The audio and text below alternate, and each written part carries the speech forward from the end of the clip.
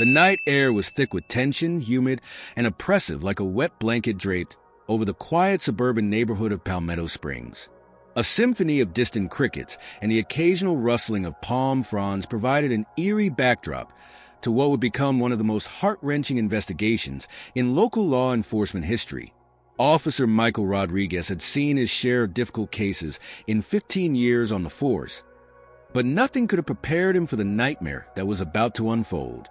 His weathered hands, marked by years of police work, trembled almost imperceptibly as he reviewed the initial missing persons report for Emma and Ella Martinez, identical twin girls who had vanished without a trace.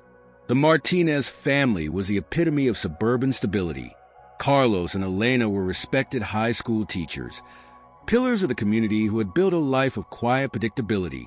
Their daughters, 7-year-old Emma and Ella, were carbon copies of each other, matching honey brown eyes, identical dimples that appeared when they smiled, and a connection that seemed to defy the boundaries of ordinary sibling relationships.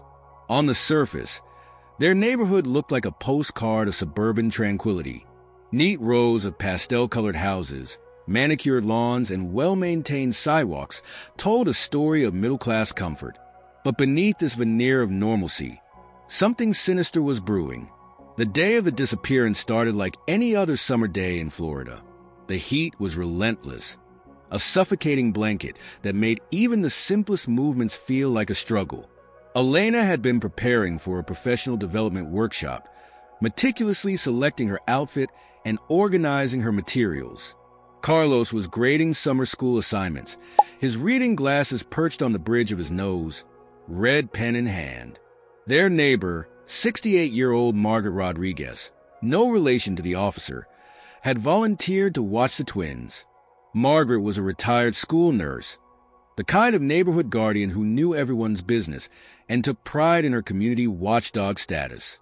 She had watched Emma and Ella play in the backyard, their matching sundresses bright against the green grass, their laughter echoing through the quiet street.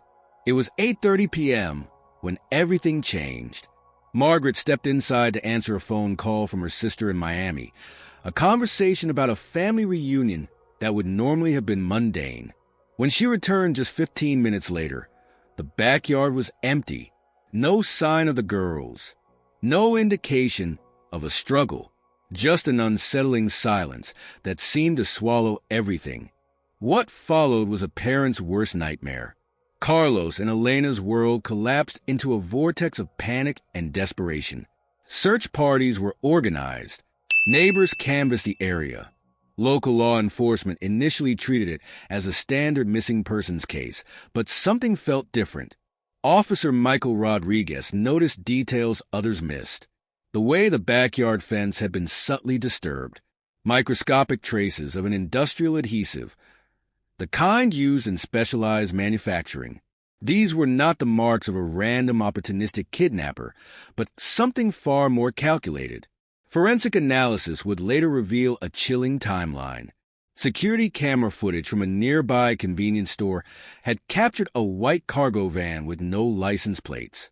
The driver wore a baseball cap pulled low, creating an anonymity that spoke of professional preparation.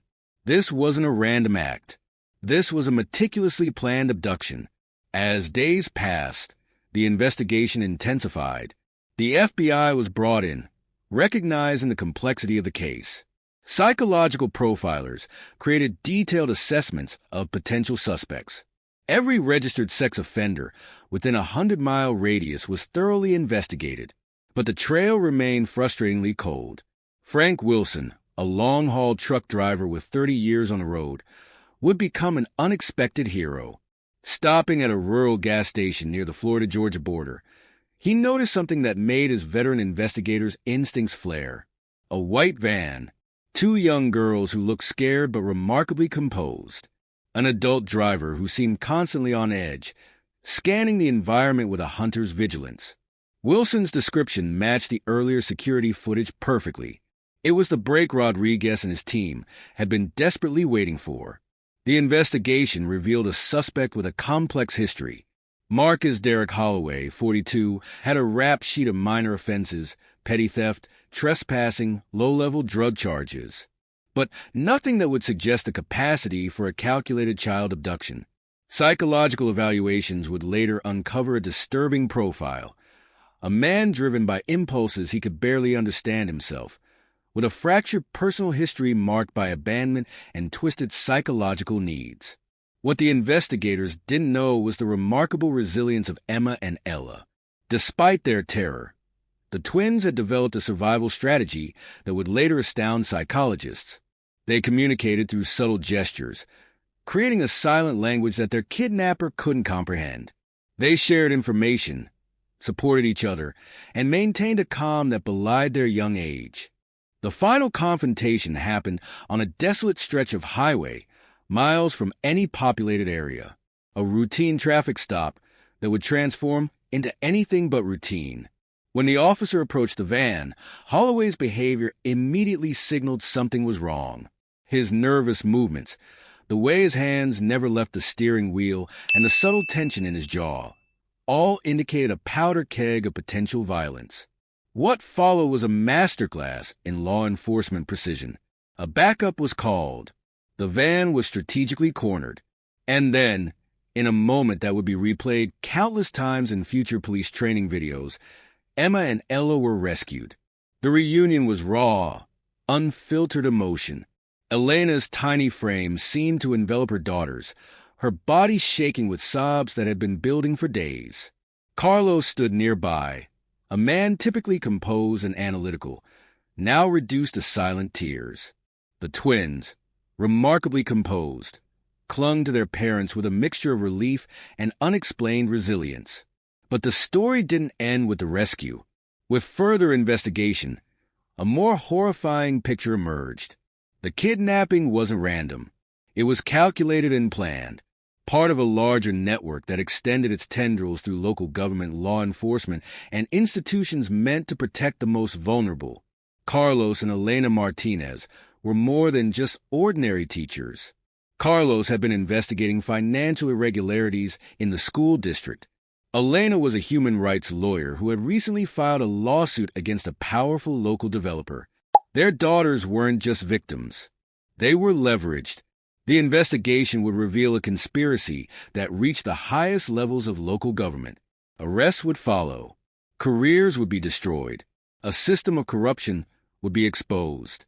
What began as a kidnapping case transformed into the most significant political and legal expose the county had ever witnessed. Forensic accountants discovered a complex money laundering operation that connected the local sheriff's department, 3 county commissioners, and a network of real estate developers. The kidnapping of Emma and Ella was merely a tactical move in a much larger scheme of intimidation and control. Carlos Martinez's initial financial investigations, which had seemingly been dismissed as mundane bureaucratic scrutiny, now emerged as the first thread that would unravel the entire criminal network. His meticulous documentation, kept in a series of encrypted files hidden in a safe deposit box, became crucial evidence that would lead to multiple indictments. The legal proceedings that followed were unprecedented. Over 22 high-ranking local officials were arrested, including the county sheriff, 2 judges, and multiple municipal administrators. The conspiracy stretched beyond mere financial corruption. It involved systematic human trafficking, illegal land acquisitions, and a calculated method of silencing potential whistleblowers. Marcus Derek Holloway, the kidnapper, was revealed to be a carefully constructed pawn. Psychological evaluations showed he had been systematically manipulated, his personal traumas exploited by a network of criminal operatives. He was not just a perpetrator, but another victim of a much larger, more insidious system. Elena Martinez, leveraging her background as a human rights lawyer, became instrumental in the subsequent legal battles. She testified before multiple state and federal committees, her testimony becoming a pivotal moment in exposing the depth of the local government's corruption. The twins, Emma and Ella, underwent intensive psychological therapy. But contrary to expectations, they didn't emerge as victims. Instead, they became symbols of resilience. Their extraordinary bond and survival instincts fascinated psychologists and law enforcement professionals alike.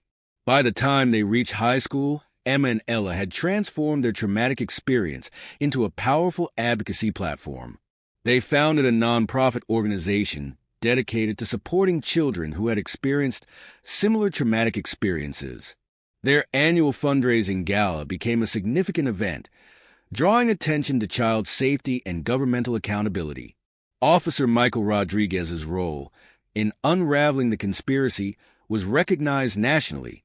He received multiple commendations, including a prestigious award from the Florida State Law Enforcement Association. However, for Rodriguez, the real reward was seeing justice served and the community healing.